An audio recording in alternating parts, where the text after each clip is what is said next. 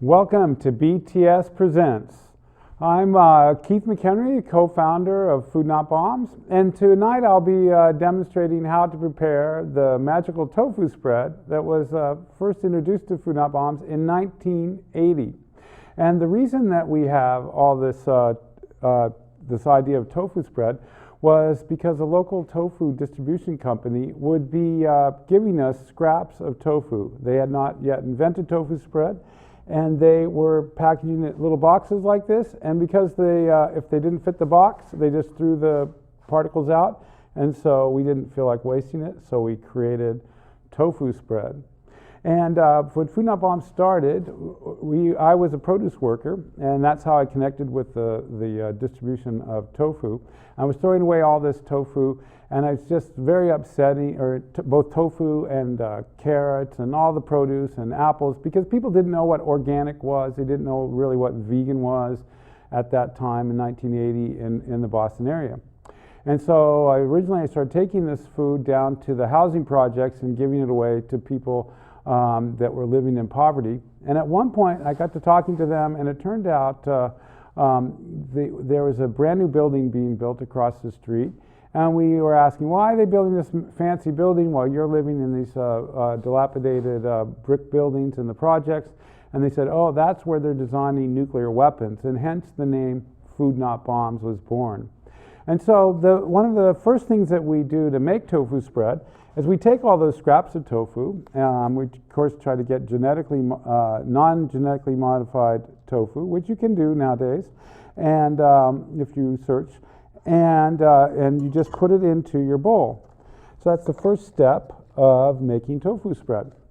Well, after feeding people for 8 years in Boston, this recovered food, and doing street theater. For instance, one of our most famous street performances was to dress up as generals and go out on the streets with baked goods and claim we were doing a bake sale to buy a bomber. And we had this sign that we'd place, say, wouldn't it be a beautiful day if the schools had all the money they needed and the Air Force had to hold the bake sale to buy a bomber. And so the next thing that you would do to make tofu spread is you add tahini. And tahini is sesame seeds in their oil. It's very, very tasty. And it's one of the key ingredients to tofu spread. And you can actually make tofu spread without the tahini if you choose not to have the oil. So you just take a few spoonfuls out and add it to your tofu. This recipe makes enough for six people. You'll see that there'll be some variations to this tofu spread towards the end. Then the next thing that you do is you add your miso. Miso is very nutritious, and we started to share miso, particularly at the Nevada test site in 1989, 88, 90s, early 90s, when we were striving to create a nuclear test ban. And we would go out to the Nevada test site and feed everyone there miso soup, because what we had heard in the book of miso is that the monks that were making the miso in Japan did not suffer as effects of radiation poisoning as badly as the rest of society, and there was attributed to the fact that the nutrients and the fact that are in miso, and that it was pulling the heavy metals and the radioactive material out of their body.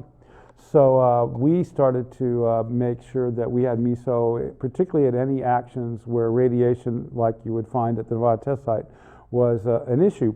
And we did get our start as anti-nuclear activists trying to stop Seabrook Nuclear Power Station, so in New Hampshire.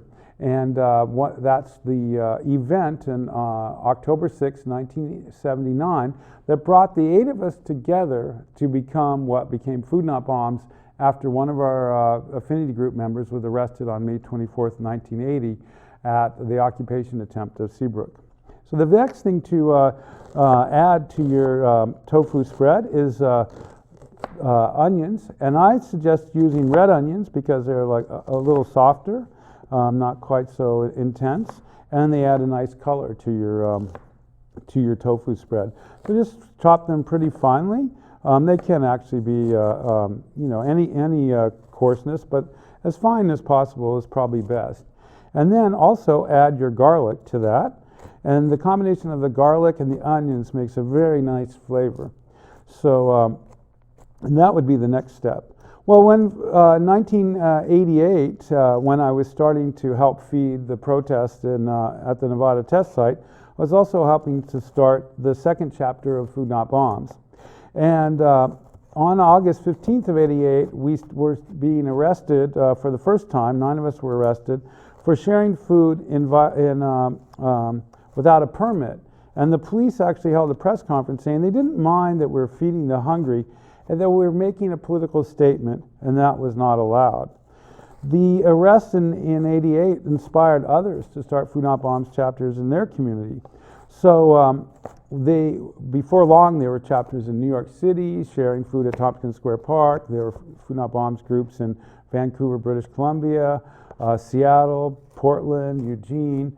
And in no time, there was like a little movement of Food Not Bombs groups starting. So it grew from the first one in Boston to the second one in San Francisco. And the arrest started inspiring people to do Food Not Bombs all over the world. So the opening segment that we saw here was of Food Not Bombs being arrested for sharing food at Civic Center Plaza. So in 1989, there was a tent city organized by homeless people and influenced by the Tiananmen Square protests that were going on. And homeless activists invited us to provide food to their tent city protest to help them so that they wouldn't have to leave. They were fearful that if they left their tents in this occupation, that the police would come in and take them. So they didn't want to have to wander very far for meals. So we set up a 24-hour-a-day vegan restaurant in front of City Hall. And the homeless would organize ballets and poetry readings and so on at noon when city officials would come out and they were trying to present a human face to people living on the streets. So then the next thing to use is squeeze a lemon. The lemon juice makes this really tangy, and it also helps with just being able to spread it more successfully on your breads or your bagels. We often in Food Not Bombs we'd have way too many bagels, so we'd make tofu spread sandwiches that way, and it does add like a nice zest to the whole thing. You just squeeze it on. These are Meyer lemons from the backyard. So if you're lucky enough to live in Santa Cruz, you can probably find some nice Meyers available. Just pick them off the tree from your neighbor or from your own home. Our food here is often collected from Gray Bears, and we share food every Saturday and Sunday at the downtown post office. We also provide meals at protests in the community. We supported Occupy in cities all over the world. And we were very active, of course, in the Occupy Wall Street itself and in D.C., but also throughout California and even as far away as we got news from Food Not Bombs in Hungary and Budapest, Hungary, and also Moscow, Russia. So the next thing you can add, my favorite secret spice is coriander. So this is cilantro seeds that are dried and crushed. And then you just sprinkle a little of that on your tofu spread. It gives it a nice flavor, and a little bit of pepper. Black pepper is really good. And then I'll share a little story. Early on in Food Not Bombs, and we were sharing food in the Boston Commons, and people were really skeptical in those days of tofu spread. And but we came up with this idea of taking all the ingredients that you just saw here and adding seaweed.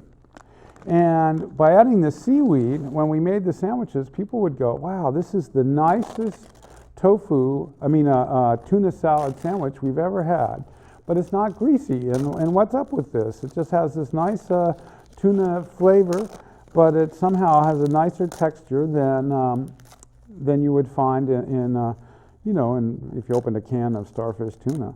And it turns out that just by adding seaweed, it gives you that flavor and yet it has no animal products and is vegan and is much healthier for you. And of course, if you're following news about the oceans, tunas are being like a fish nearly to extinction, so that's another valuable reason to not make tuna fish sandwiches. So Food Not Bombs is now active in 1,000 cities of the world. We share vegan meals in all those cities. We have 3 principles. The principles are that the food is always vegan or vegetarian and free to anyone without restriction, rich or poor, drunk or sober. We have no leaders. I'm a co-founder, one of the original 8 people that started Food Not Bombs, but I am not a president or a director or anything like that. I'm just a person that, like all the others, that supports Food Not Bombs and is trying to encourage people to get out on the streets and feed the hungry and to work for peace and social justice. And then and so we make our decisions by consensus, and we have meetings every first and third Tuesdays at the Little Red Church in Santa Cruz, and groups all over the world have their own schedule of meetings where they make decisions using the consensus process, the process very much used in Occupy. And then the final thing is we're not a charity, but that we're dedicated to nonviolent social change.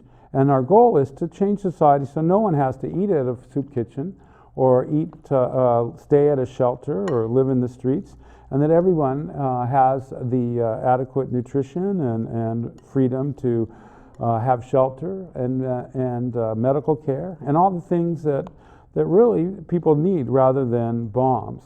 And so with the U.S. spending roughly half of its entire federal budget on the military, but at the same time cutting, for instance, this year food stamps by $91 for a family of 4, it's clear that if we made our decisions to really fund education and health care and things that people really need, that we would have a society where there was less crime, less violence, and that people would be living a much more productive life instead of just struggling to make ends meet.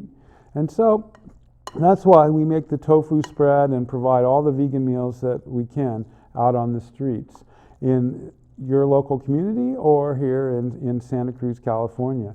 And we're an all volunteer-based group, so it's really important for you to stop by and find out how you can get involved. So again, we're every Saturday and Sunday from 4 to 6 at the downtown post office in Santa Cruz, or you can find us also in St. James Park in San Jose, or throughout San Francisco at People's Park in Berkeley. Or if you're traveling, you'll find Food Not Bombs in cities all over the world, from Iceland all the way to Malaysia. Our newest groups that I've discovered was in Burma and in Kathmandu.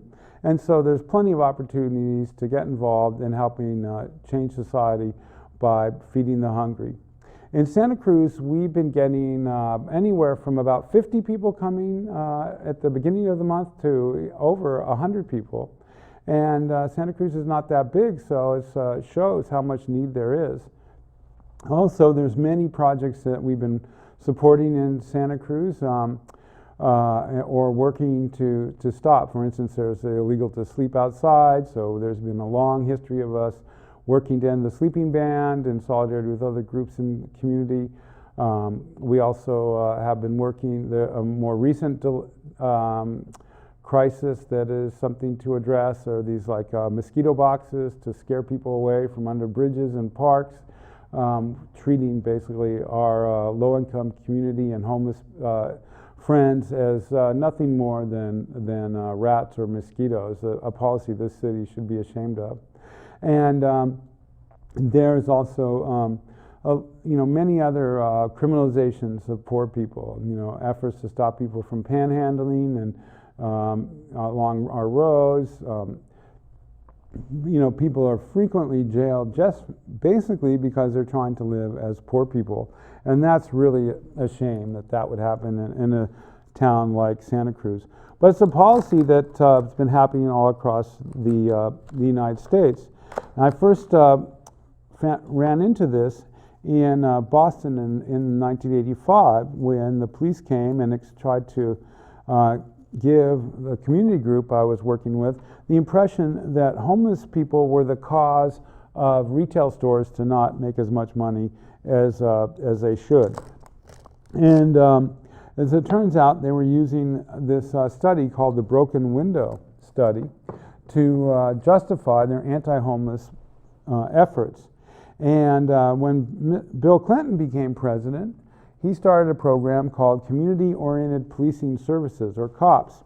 And in that program, they set up a network with Safety Network and other community citizen law enforcement groups to try to set up a campaign to drive the homeless from urban areas.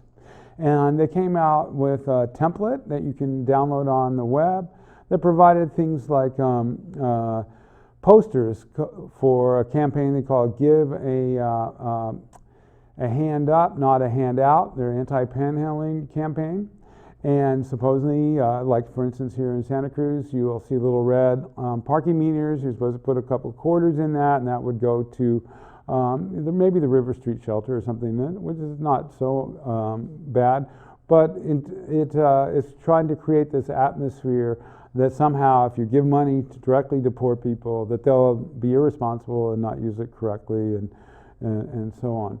Another campaign is, that came out under the Clinton administration and has picked up steam are anti-homeless architecture. So the mosquito boxes underneath the bridges on St. Lorenzo, along St. Lorenzo River and in other parks, that's kind of like a high-tech version of this, but you'll see that benches will have the little loops on them. Some cities have even put spikes on places where people might sit, and basically trying to treat the homeless and poor again as pigeons or rats or mosquitoes or something that's a pest that just needs to be driven from sight. And obviously these campaigns don't really work, and that's something that Food Not Bombs has spent a lot of energy supporting, and that's actually why we were involved in the Tent City protest back in 1989, because homeless people there were frustrated that they were being criminalized, they were being attacked. There was actually news stories that would say that homeless people were like scary and dangerous, and therefore, you stay away from them.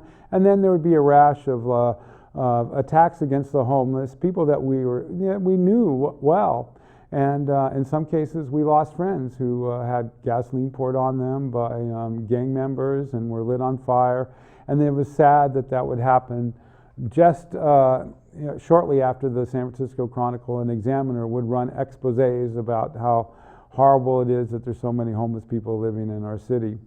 And so, this has become one of the principal issues that Food Not Bombs has supported, is an end to these anti-homeless campaigns. Another issue, obviously, is the fact that so much money is spent on the military while people are going hungry, not only here, but around the world. And so Food Not Bombs activists are busy, like in Nigeria and Ethiopia, Kenya, South Africa, throughout the Middle East, all over Southeast Asia, feeding people that are needing food. And it's been surprising how often you will run into people who, even in the United States, who had not eaten in 3 or 4 days, sometimes as much as 5 days. So we try to explain all that, this history, and how to organize your own Food Not Bombs in our book, Hungry for Peace. And the book for Hungry for Peace has our tofu spread recipe in it, but it also has many other recipes on how to make vegan meals based on the recovered food. And so since our food is basically, we go to grocery stores, we ask particularly Whole Foods or other produce markets, natural food stores for the food that they cannot sell. We collect that on a regular basis and we make it into these vegan meals. And so our recipes are designed to provide vegan meals for 100, or also you can prepare just for your family of 6 or so. And it also has information on how to organize. So how to organize protests, how to organize meetings, how to organize tours, how to organize concerts. That kind of information is in the book, Hungry for Peace. And it also provides information on how to safely recover food and store it so it doesn't go bad, how to safely, provide meals without making anyone ill. And it also will provide information on how to do, like, basically the history of Food Not Bombs and some of the street performances and the ways of getting the most by going out on the street, reaching people, talking to them, being always a very important aspect to building social change is to be on time. Come out and be on time, because this provides people with the sense that you are taking this seriously, that you can be dependent upon. So, for instance, when the Iraq War started and Food Not Bombs started to go out and protest that and provide food, many mainstream people would participate and join, because they had been visiting Food Not Bombs, they had walked by, they'd met us, and they knew we were reliable and on time, and that we were serious about what we were trying to do. And if you're like really flaky, you come like really late, that kind of stuff, you don't treat the public with respect, then you're really kind of thwarting your own efforts. So that kind of information is also in the book Hungry for Peace. And I have provided photos of organizations, Food Not Bombs groups, sharing food throughout the world. You could see like pictures of banners that would be in Lithuanian or Russian or Indonesian. Food Not Bombs, speaking of Indonesia, has been really involved, as well as in other parts of the world, like the Philippines and the United States, for instance, in providing relief support after catastrophic climate change caused natural disasters like Sandy. We provided food in Long Island and in Brooklyn and throughout in the Queens area after Sandy. We set up kitchens in 20 cities in Louisiana, Mississippi, Alabama, and Texas after Katrina. And we were the principal people providing free meals in New Orleans after the hurricane. Medan, Indonesia Food Not Bombs provided meals when their town was wiped out by the Christmas tsunami. And most recently, we've been providing meals after the typhoons in Southeast Asia, in Cebu and in other parts of the Philippines. And Food Not Bombs itself also not only has been providing relief efforts like that and providing food at, say, Occupy, but has been encouraging the formation of many different projects. So the other projects that we have helped inspire or actually started are Indie Media, which we started in preparation for the 1995 Food Not Bombs gathering in San Francisco, where over 600 activists came from around the world to share ideas. We were real involved with Stephen Dunifer and others in promoting the free radio movement, and I was involved in starting San Francisco Liberation Radio, and I went on a speaking tour called the Rent is Theft Tour, where I took the original FM radio transmitter that Stephen had made and broadcast my tofu demonstration. So these are some of the many things like Food Not Lawns, Bikes Not Bombs, and so on, that Food Not Bombs has started. So I invite you to get involved, and you can visit us at foodnotbombs.net to find out how you can connect with Food Not Bombs throughout the world. And we invite you to connect with Santa Cruz Food Not Bombs and come out to our Saturday and Sunday meals at the downtown post office at 4 o'clock. So thanks for watching BTS Presents, and stay tuned for the next show.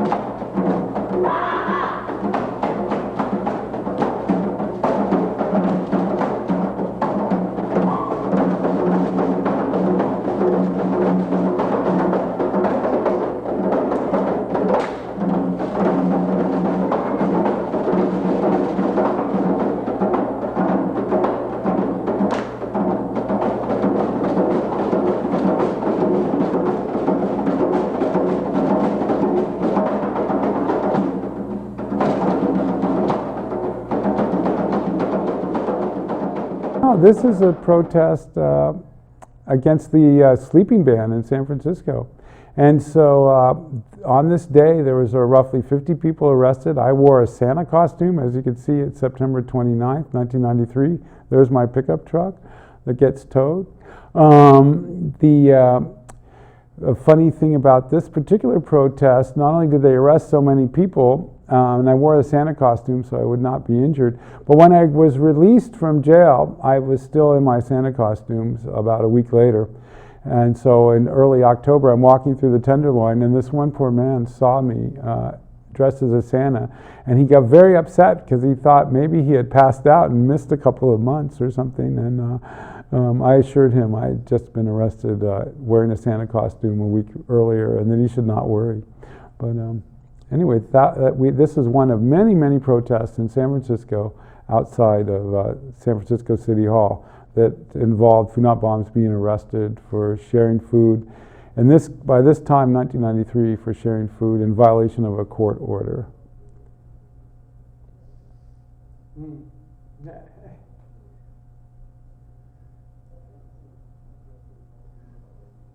Talk about food, about what you just made. So what we're going to do now with the tofu spread is we're going to be putting it on crackers and on carrots, and we will provide that to people in the audience. And I urge everyone to consider becoming vegan. It's not only healthier, but it's one of the principal ways of protecting the environment against the ravages of climate change. And also, even dairy. I live part-time in Taos, New Mexico, and when they remove the calves, you can hear the mothers crying. It's just like a mother losing their own child, a human child. And you realize with just a the pain and generous suffering, contribution. not only Send your that goes into tax-deductible meat, which is donation very to obvious, CTV, but, 816 even Pacific dairy. Avenue, So Santa that's one of the Cruz, reasons California, Food Not Bombs encourages, 95060. You can meals also like tofu support spread CTV and, by giving a donation vegan online meals that you at can find in the Hungry for Peace www.communitytv.org. cookbook. Then Thank you press again the for donate key. watching, BTS Presents, and please come and visit us at foodnotbombs.net, where you can learn more about our project